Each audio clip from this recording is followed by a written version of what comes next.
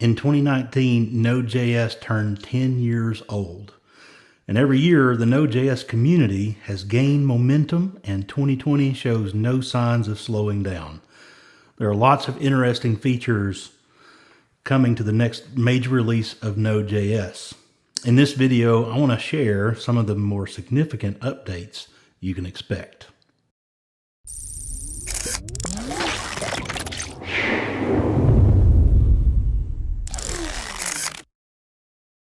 As of version 13.2, Node.js supports the latest ECMAScript or ES module format. This means you can finally use the import and export syntax you may already be familiar with when writing client-side JavaScript for the browser. However, you still need to do a little work to let Node.js know that you are using ES modules. One way to do this is to update your package.json file or add a package.json file to your source folder and specify the module type. Now, in the message module, I can export objects and functions and use the export keyword. And in the index file, I can use the import keyword to import the message module. You may have noticed I've specified the .js extension. With CommonJS, it's not necessary to specify the file extension. Unfortunately, ES modules require the file extension when using the import keyword.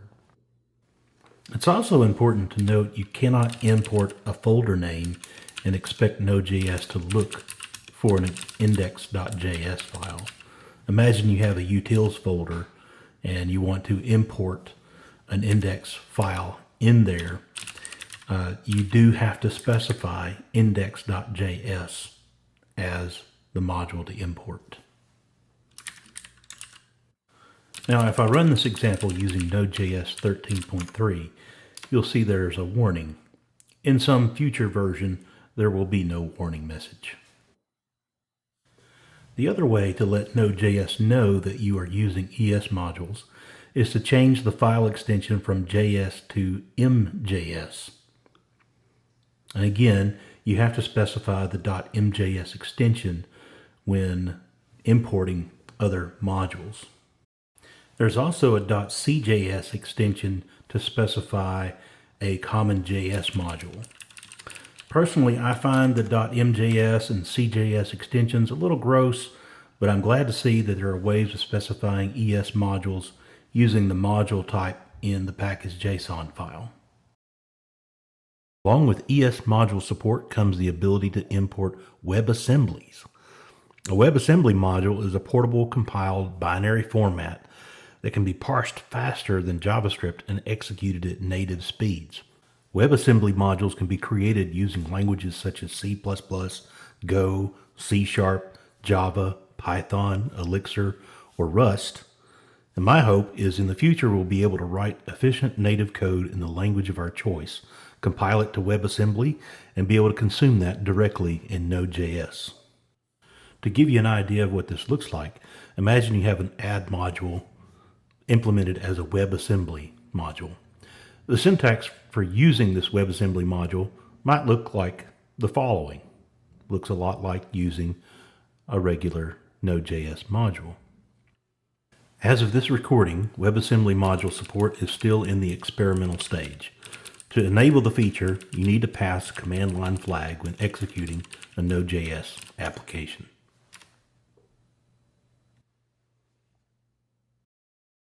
Diagnostic reports are human-readable JSON formatted summaries of process information, including call stacks, operating system information, loaded modules, and other useful data designed to assist in supporting applications. These reports can be triggered on unhandled exceptions, fatal errors, a process signal, or using the new Process Report API. As of this recording, diagnostic reports are also in the experimental stage. To enable this feature, you must pass a command line flag. Node.js can be configured to save diagnostic reports to a specified folder and file name.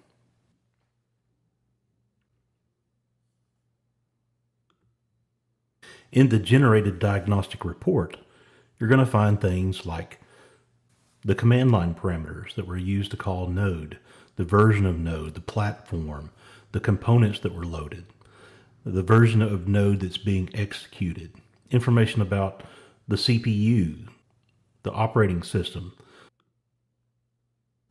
the JavaScript stack, the native stack,